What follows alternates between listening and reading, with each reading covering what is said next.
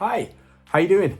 I hope you've had a really good first week back to school. I hope you've enjoyed it. I hope you remembered your packed lunch and your books and all the other things that you're going to need.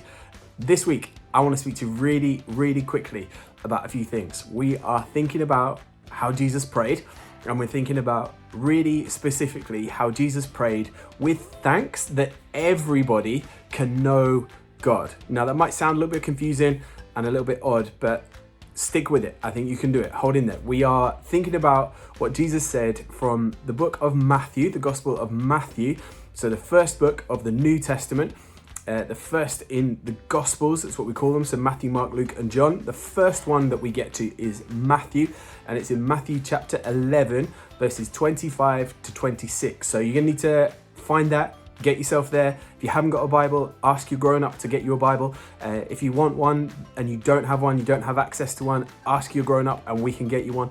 But find your way to Matthew, the first book of the New Testament, and you're going to find chapter 11, and then you're going to read verses 25 to 26. But you're going to do that thinking about Jesus giving thanks to God that everybody can know him. Jesus is talking about that God hasn't made himself difficult to find.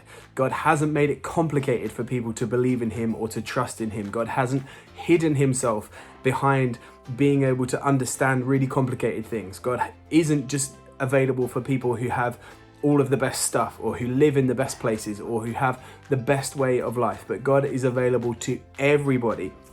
And so Jesus is saying to God, I thank you that you know what you're doing. I thank you that you have made yourself available for everybody. I thank you that it's not hard to find you. I thank you that it's not complicated to follow you. I thank you that you're not hidden behind these things that perhaps I don't have or I don't understand or I can't control, but instead Jesus is so full of thanks. He's bursting out with thanks and with praise to God that we can all know God. So I want you to find Matthew chapter 11 and read Matthew chapter 11 verses 25 to 26. If you're feeling like you're up for a challenge and feeling a bit braver, this account from Jesus is somewhere else in the Bible too. It's in the Gospels and it's in Luke. So if you're feeling a bit brave and you want to find that, then you can do that. You can find where else this story appears in the Bible. I'll give you a clue. It's in Luke. So you're looking for Luke and see what you can find and see what's similar in those two accounts. What does it tell you? But here's what I want you to think about this week. How can you give God thanks?